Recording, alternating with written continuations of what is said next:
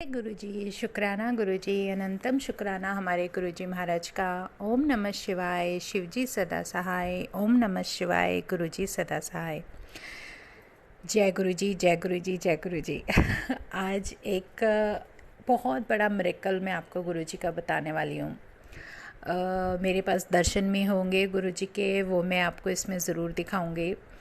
हमारे गुरुजी महाराज इतने प्यारे और इतने अच्छे हैं कि उनका कल्याण करने का तरीका बिल्कुल अलग होता है, बिल्कुल अलग। संगत जी, आपको मैं बताऊं, अगर हमारे अंदर या हमें कोई परेशानी है या कोई दिक्कत है तो आप ये मानो कि वो सब कुछ हमारे महाराज के ऊपर चली जाती है। वो अपने ऊपर हमारे सारे कष्ट ले लेते हैं जो कि हम इमेजिन भी नहीं कर सकते।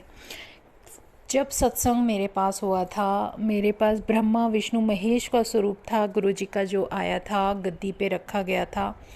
आप ये देखो, जब वो बैठे थे गुरुजी, तो उसके कुछ दिन बाद मेरे गुरुजी के फोरहेड पर, तीनों के फोरहेड पर 3 लाइनें शो कर गई थी। बहुत बड़ी बड़ी 3 लाइनें, जैसे उन्होंने हमारे घर की सारी टेंशन अपने ऊपर ले ली। और गुरुजी उसको कैसे कैसे क्लियर करते हैं ये भी हम इमेजिन नहीं कर सकते। और संगत जी, आपको बताऊं कि ना, एक उनका तरीका ऐसा भी था कि एक सत्संग था जो हमारे हेल्थ से रिलेटेड और कष्ट से रिलेटेड ऐसा कुछ था कि वो मैंने नोट किया था। लेकिन कुछ ऐसा प्रैक्टिकल गुरुजी ने किया कि उन्होंने मुझे ये बॉन्ड कर दिया कि मैं उसे पूरा काट दूं। और मैंने वो पूरा अपनी डायरी के अंदर से कट कर दिया। और कट करने के बाद मुझे मेरे गुरुजी का जो हुक्म आता है, जो होता है, वो यही कहते हैं कि जो तेरे भाग्य की 3 रेखाएं हैं उनमें से एक जो पेन वाली थी, जो तकलीफ़ देने वाली लाइन थी, वो मैंने मिटा दी। और संगत जी, फिर मेरे गुरुजी के फोरहेड पर 3 लाइनें नहीं थीं और 3 में से सिर्फ एक लाइन थी। वो लाइन उन्होंने अपने फोरहेड पर ले ली। वो फोरहेड पर एक लाइन वो है जो अब मुझे दिखती है गुरुजी के। वो है हमारी पेन की, हमारी लाइफ की जो भी स्ट्रेस था वो उन्होंने अपने ऊपर ले लिया। अब उसमें हमारे पास, हमारी लाइफ में, हमारी जर्नी में, हमारे परिवार की जर्नी में आगे क्या है क्या नहीं, वो सब भगवान जानते हैं। और उन्होंने वो सब अपने फोरहेड पर ले लिया। और वो दर्शन जब भी मैं देखती हूँ मुझे ऐसा लगता है कि गुरुजी, ये क्या मतलब आपकी लीला है जो आप हमसे इतना ज़्यादा अटैच हो जाते हो, इतना ज़्यादा कि सारा का सारा हमारा जो कष्ट होता है वो आप अपने ऊपर ले लेते हो। कई बार मुझे गुरुजी का जो बहुत बड़ा स्वरूप मिला था, और संगत जी, उस पर भी फेस पर कई बार जैसे हमारे फेस पर कुछ होगा ना, तो वो चीज़ उनके ऊपर शो करने लग जाती है। हम इतना कनेक्ट हो जाते हैं एक दूसरे से कि हम लोग उस चीज़ को फील तब करते हैं जब वो हमारे सामने मिरेकल होना स्टार्ट हो जाता है। क्योंकि जब सत्संग हुआ था तो मेरे गुरुजी के स्वरूप के ऊपर काफ़ी सुंदर सुंदर दर्शन भी आए, जिसमें शायद 1-2 बार राम लिखा हुआ था, और फिर ये लाइंस थी, और उसके साथ ही कुछ शिव के अपने भी दर्शन थे। काफ़ी अच्छी अच्छी ब्लेसिंग्स मिल रही हैं। तो वो चीज़ जो अब एक लाइन के अंदर शो कर रही थी है ना मुझे इस टाइम, उस टाइम 3 लाइन थी सत्संग के बाद, लेकिन वो सब उन्होंने हटा दिया। और उनके फोरहेड पे सिर्फ कुछ नज़र आता है तो एक लाइन दिखती है, वो जो लाइन उन्होंने हमारी अपने ऊपर ले ली। वो सारा टेंशन, वो सारा स्ट्रेस है जो कि वो अपने ऊपर ले लेते हैं। ये उनकी बहुत बड़ी मेहर है जिसको हम कभी झुटला ही नहीं सकते। और संगत जी, इससे रिलेटेड एक सत्संग गुरुजी मुझे याद दिला रहे हैं, जो मेरे पास 2 स्वरूप आए हैं ना बड़े, उसमें वो बड़े मंदिर वाला है जिसमें उन्होंने अपने फेस पर हाथ रखा हुआ है, और एक येलो चोले में है जो बहुत बड़ा, बहुत प्यारा स्वरूप है। वो इतने प्यारे दर्शन देते हैं ना मुझे, बहुत ज़्यादा प्यारे। और संगत जी, जब ये आए थे ना, आप यकीन मानोगे, ये ब्लेसिंग जो मुझे मिली, ये ब्लेसिंग जब मिलती है तो ये जब फ्रेम होके आते हैं तो इतना डिफरेंटली सब कुछ होता है मेरे साथ कि मुझे कहाँ जाना होता है मैं वो सब भूल जाती हूँ। और कैसे उनको हम फ्रेम, गुरुजी आते हैं और सोफ़े पर बैठे रहते हैं, और दोनों सोफ़े पर दोनों स्वरूप बैठते हैं। और मेरी टाइमिंग ऐसी होती है कि मुझे अगर रात को 8 बजे निकलना है और मुझे जाना भी डुगरी था, लेकिन गुरुजी शायद नहीं चाहते थे कि मैं उस दिन सैटरडे को डुगरी जाऊं, और उन्होंने मुझे नहीं जाने दिया। और मैं सब कुछ भूल गई और उन स्वरूप को बस देखती रही, बात करती रही। वो सुबह के आए हुए जिनको 3 दिन पहले आ जाना चाहिए था, वो स्वरूप नहीं आते हैं, और वो स्वरूप फ्रेम होकर वो हमारे पास सैटरडे को आते हैं और वो सोफ़े पर विराजमान हो जाते हैं, वो भी 12:30 के अराउंड। लेकिन वो वॉल पर नहीं लग पाते क्योंकि जिनको बोला था वो भैया नहीं आ पाते, उनको भी, वो भी कहीं फंस जाते हैं। और सबसे बड़ी बात देखो, जिनको हमने बोला ही नहीं था वो अचानक से रात को 7:30 के अराउंड आकर वो हमारे गुरुजी का स्वरूप लगाते हैं, जो कि मेरे ख्याल से 8 बजे के आसपास लगते हैं। आप ये देखो कि कब से बैठे थे और उन्होंने मेरे दिमाग से भी ये निकलवा दिया कि मुझे कहीं जाना है। मुझे सिर्फ एक चिंता थी कि मेरे गुरुजी का स्वरूप अभी तक लगा नहीं, अभी तक लगा नहीं। एक होता है ना, एक सब कुछ ले लेते हैं हम अपने मन में कि ये जल्दी से हो जाए, जल्दी से हो जाए, लेकिन टाइम वही होगा जो गुरुजी ने प्लान किया होगा। वो नहीं चाहते थे कि मैं घर से बाहर जाऊं, तो मैं नहीं गई, और मैं डुगरी जाऊं, मैं नहीं गई। और वो खुद आ गए और उनकी एक लाइन मुझे यही सुनाई देती है कि अब तो मैं ही यहाँ आके बैठा हूँ, तू कहाँ जाएगी। तो वो चीज़ एकदम से होता है ना, जैसे आप ये देखो कि हमारे पास, जिससे हम मिलने इतनी दूर दूर जाते हैं, वो अगर हमारे पास बैठा है, हमारे घर में हमारे करीब बैठा है, तो फिर हम इधर उधर धक्के खाने क्यों जाएंगे, ये बताओ। नहीं होता ना। तो जब वो मेरे पास बैठे हैं, मुझसे बात कर रहे हैं, उनका सारा कुछ, वो मेरे साथ ऐसे आकर बैठ गए ना। इमेजिन कि आप सोचो कि आपको किसी से मिलना है, वो आया और आपके पास बैठ गया, तो आप बाहर नहीं जाओगे ना, आप सिर्फ उन्हीं से कांटेक्ट करोगे, उन्हीं से बात करोगे, कनेक्शन उन्हीं से आपका घर के अंदर बन जाएगा। तो इस तरीके से जब मैं प्रेयर करती हूँ या कभी भी मैं उनको देखती हूँ तो मैं बस उनमें खो जाती हूँ, क्योंकि स्वरूप है ही इतना प्यारा। उनकी आइज़ की तरफ देखो तो देखते ही रह जाओ। पता नहीं गुरुजी, हमारा रब कितना प्यारा है। मैं कई बार कहती हूँ कि महाशिव हो तुम, इतने प्यारे भगवान हो। तो ये सोचो ना कि आप इतने सुंदर हो, इतने अच्छे हो, इतने निर्मल हो, इतने पाक हो, और हम सब, हमारी जैसी पता नहीं कितनी संगत है जिनका कष्ट आप अपने ऊपर लेते आए हो। संगत जी, जहाँ तक भी सुना है, वो जब सबके पेन अपने ऊपर लेते थे तो उनकी बॉडी में इतना पेन होता था कि जो पुरानी ओल्ड संगत बताते हैं कि उन्होंने कितना पेन उठाया, लेकिन वो सिर्फ इसलिए उठाया कि उनकी संगत उन चीज़ों से बरी हो जाए, उन चीज़ों को ना झेले। वो कष्ट उन्होंने सब के अपने उस शरीर पर लिए, उस चोले पर लिए, जो चोला उन्होंने पहना था। ये शरीर का चोला जो उन्होंने लिया था, वो सारा पेन उन्होंने सारे संगतों का, जितनी जनता का कल्याण किया, जितने लोगों का कल्याण किया, जितने लोगों का कैंसर हटाया, जिनके पेन हटाए, जो भी हटाए, वो हटाते थे तो वो अपने बॉडी पर लेते थे। इसीलिए वो पूर्ण गुरु कहलाए गए हैं।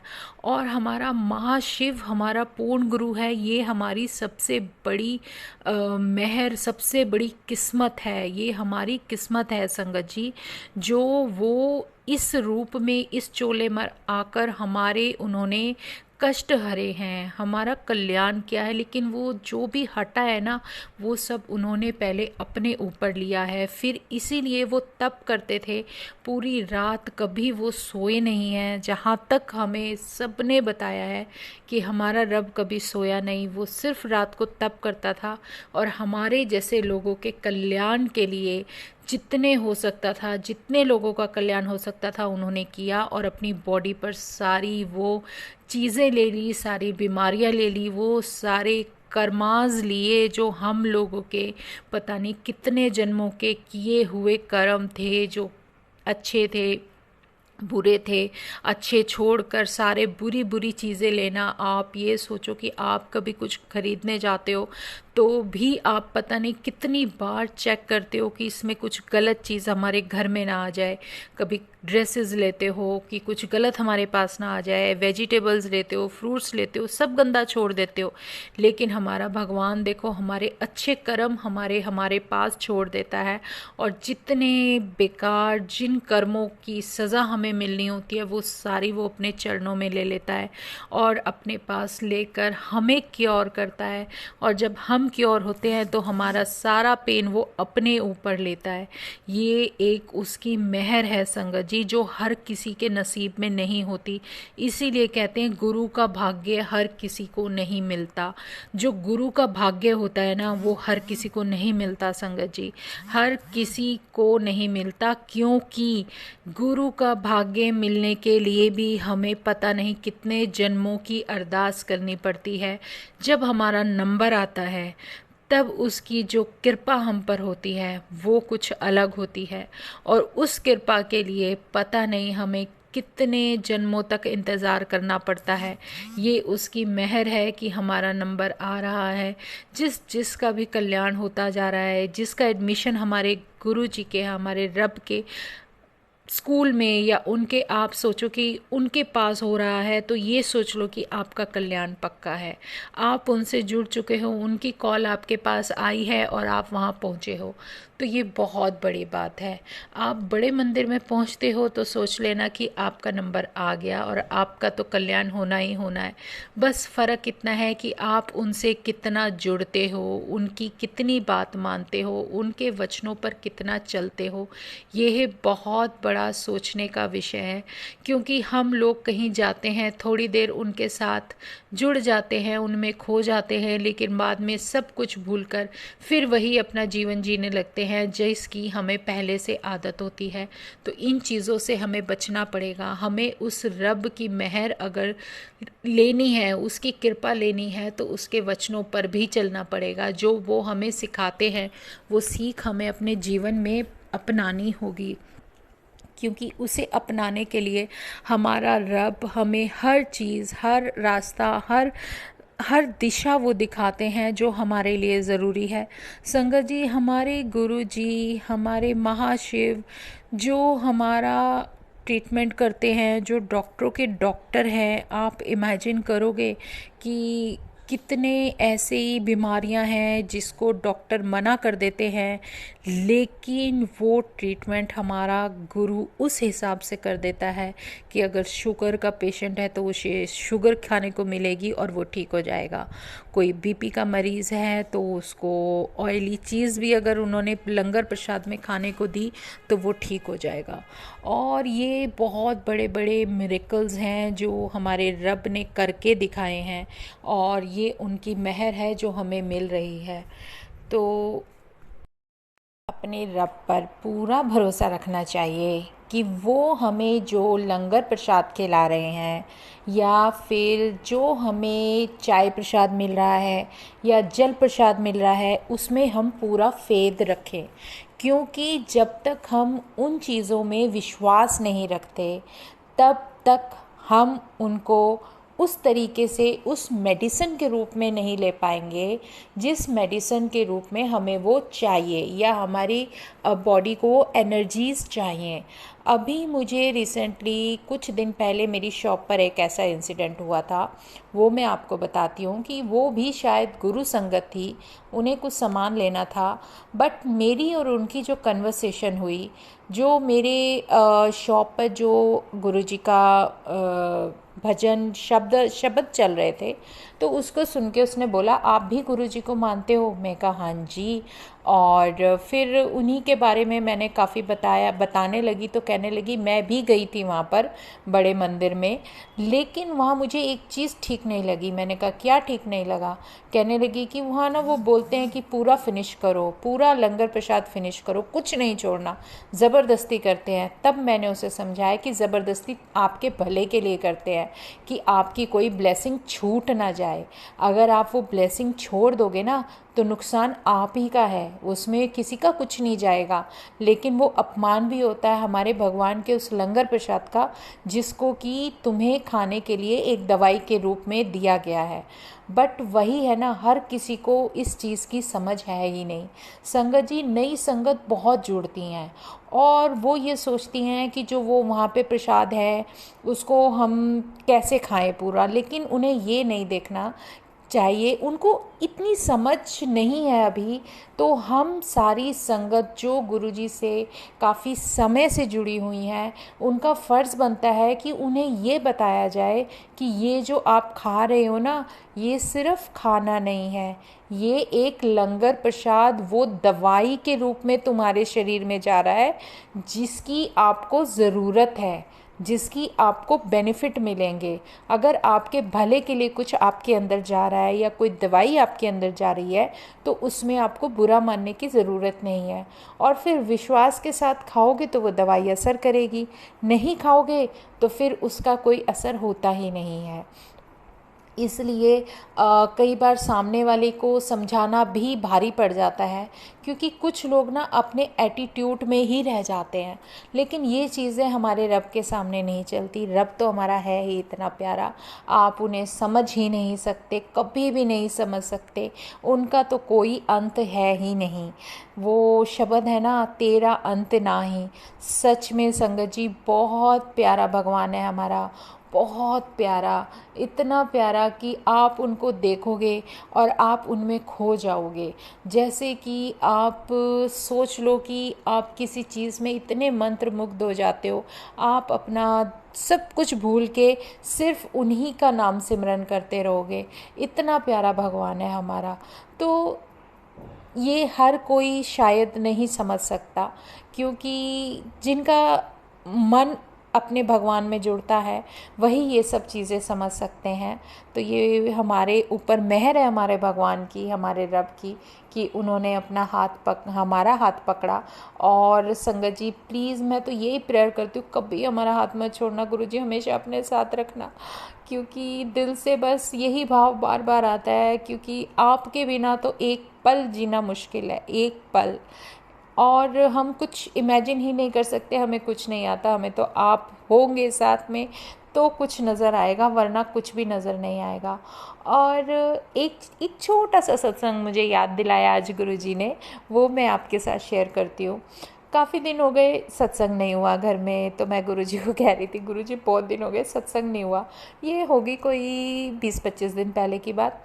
तो ऐसे ही मन किया कि चलो कुछ ना आपस में ही हम कुछ संगत मिल के सत्संग कर लेते हैं। संगत जी सच में ये मैं आपको बताती हूँ, आपको भी हंसी आ जाएगी सुन के। तो गुरुजी के सामने मैं बैठी, मैंने कहा गुरुजी बहुत दिन हो गए सत्संग नहीं हुआ, ये है वो है, जैसे हमारी आदत होती है बोलने की, तो वो भी मैं मन ही मन बोल रही थी। तो क्या हुआ कि मैं एक रजिस्टर और पेन उठा के लाई। मैं कहा गुरुजी अब तो बहुत सारे आपने सत्संग, काफ़ी सारी संगत फ्रेंड बनवा रखी है ना, तो उनको भी बुला लेंगे, उनको भी बुला लेंगे, ऐसे ऐसे करके ना मैं सारे नाम लिखती चली गई। मुझे ये सब करने में आप ये सोच लो आधा पौना घंटा लग गया होगा। मुझे अब भी हंसी आ रही है अपने ऊपर, आधा पौना घंटा लग गया। फिर मैं कहा गुरुजी कोई संगत छूट जाती है ना, फिर वो कहती है मुझे तुमने बुलाया नहीं, तुमने सत्संग कराया था और मुझे भी बता देते। और कई बार संगत जी पहले ना सत्संग में सच में मुझसे गलती हुई और कुछ संगत छूट गई, और उन्होंने बाद में मुझे बोला कि आपने हमें बुलाया नहीं। और पता है इन सब का आंसर गुरुजी ने क्या दिया? उन्होंने ये कहा कि मैं जैसे नाम वगैरह लिख के रजिस्टर पे और रजिस्टर पे पेन रख के, और मैं कहा गुरुजी अब ठीक है, अब कोई छूटा नहीं है। फिर ना मैंने फ़ोन ऑन किया, मैं कहा गुरुजी देखती हूँ फ़ोन में हमारे उसमें ना कौन से घर के आसपास है, कहीं कोई संगत बेचारी छूट ना जाए, ऐसा मेरे दिमाग में चल रहा है संगत जी, मेरे दिमाग में। और जैसे ही मैं फ़ोन खोला ना मैंने, सामने एक मैसेज आया, लिखा था वेस्ट ऑफ टाइम। मैं उसको देखा और मेरी इतनी तेज़ हंसी छूटी। मैं गुरुजी को देखा, गुरुजी स्माइल कर ही रहे थे, कह रहे वेस्ट ऑफ टाइम। सच में वो वेस्ट ऑफ टाइम था, अब तक सत्संग नहीं हुआ। और मेरी इतनी हंसी छूटती है। मैं कहा गुरुजी आपने सही कहा था, वेस्ट ऑफ टाइम। और सच में ये रियलिटी है। अगर हम सत्संग कर रहे हैं ना संगत जी, कौन संगत कहाँ से आएगी और कौन संगत उस जगह जहाँ पर गुरुजी का सत्संग है और गुरुजी के सत्संग में लंगर प्रसाद करेगी या अपनी सेवा देगी, किसको क्या सेवा मिलेगी वो भी हमारा रब ही तय करता है। हम तो कुछ करते ही नहीं है। और मैं पागलों की तरह बैठी हुई नाम लिख रही हूँ रजिस्टर में। इमेजिन कि इनको बुला लेंगे, इनको बुला लेंगे, इनको बुला लेंगे। तो गुरुजी ने सीधा 1 सेकंड में, एक झटके में मुझे बोल दिया कि वेस्ट ऑफ टाइम। तो क्या अपना टाइम बर्बाद कर रही है, छठ बड्डे यानू, क्योंकि करना तो उन्हें ही है सब कुछ। क्योंकि सत्संग कब होगा ये वो दिन निर्धारित करते हैं, टाइमिंग उनकी होती है, कौन आएगा ये उनकी टाइमिंग होती है। संगत जी अगर हम किसी को इनवाइट कर रहे हैं ना और उसके लिए गुरुजी ने हाँ नहीं की कि ये संगत तेरे पास आएगी, वो किसी कीमत पर नहीं आएगी। उसको कुछ ऐसा कुछ होगा या उसके अंदर कुछ ऐसा होगा कि वो हम तक नहीं पहुंचेगी। ये सच्चाई है। उनकी मर्ज़ी के बिना कुछ भी नहीं होता। ना हम कोई शब्द चला सकते हैं, ना हम कोई आरती कर सकते हैं, ना हम सत्संग के लिए कोई लंगर प्रसाद उनकी मर्ज़ी के बिना बना सकते हैं। जो उनकी परमिशन से होता है वही बेस्ट होता है, ये हकीकत है। और इसको जब भी मैं इमेजिन करती हूँ, सोचती हूँ, तो मुझे इतनी हंसी छूटती है। मैं कहा गुरुजी मैं तो बड़ा रजिस्टर और पेन लेके बैठी थी कि इसका भी नाम ऐड कर देते हैं, ये संगत उस टाइम नहीं थी, इनको भी बुलाएंगे हम, इनको भी बुलाएंगे। और गुरुजी ने एक झटके में मुझे बोल दिया वेस्ट ऑफ टाइम। तो उनके मिरेकल्स अलग ही होते हैं और सच में बहुत डिफरेंट होते हैं। आप जब जुड़ जाते हो ना, वो क्या प्रैक्टिकल एक के बाद एक प्रैक्टिकल करके दिखाते हैं कि हम लोग तो बस ऐसे ही देखते रह जाते हैं। गुरुजी सच में ये भी हो सकता था, हम सोच ही नहीं सकते कि ये सब हो सकता है। सच में रियलिटी है, ये सच्चाई है। कई बार मैं गुरुजी के सामने खड़ी होती हूँ, मैं बोलती हूँ गुरुजी अगर आप हमें कुछ अक्ल ना दो, आप कुछ ना समझाओ, हम तो किसी लायक है ही नहीं। सच में बिल्कुल झल्ले हैं, कुछ नहीं आता। आप कुछ रास्ता दिखा देते हो तो हम चल देते हैं, कुछ बता देते हो तो कर लेते हैं। अब तो कुछ भी उनकी मर्ज़ी के बिना पॉसिबल ही नहीं है। हम एक कदम भी नहीं चल सकते संगत जी, एक कदम नहीं चल सकते उनके बिना। और उनका साथ होना बहुत बड़ी बात है, बहुत बड़ी मेहर है। और सच में ऐसे पूर्ण गुरु, ऐसे भगवान का अपने साथ होना जो हमें पल पल संभाले हुए है, हमारी रक्षा करते हुए हमारे साथ चल रहा है और अपना इतना प्यार लुटा रहा है, तो ऐसे भगवान के बिना तो हम एक पल सोच ही नहीं सकते कि हम रह सकते हैं। सच में संगत जी तो ऐसे अपने प्रभु का गुणगान ना करें, उनकी वडियाई ना करें तो हमारे जैसा बेवकूफ़ कोई नहीं है। और जितना उनका मंत्र जाप करें उतना बेहतर। तो शुक्राना हमारे गुरुजी महाराज का, पल पल शुक्राना, अनंतम शुक्राना। और जितने शुक्राने करें उतने कम। तो जय गुरुजी, शुक्राना गुरुजी। और अब हम आज सत्संग यहीं विराम करते हैं, फिर अगले सत्संग में फिर मिलेंगे। शुक्राना गुरुजी का, अनंतम शुक्राना। ओम नमः शिवाय, शिवजी सदा सहाय। ओम नमः शिवाय, गुरुजी सदा सहाय। शुक्राना शुक्राना शुक्राना।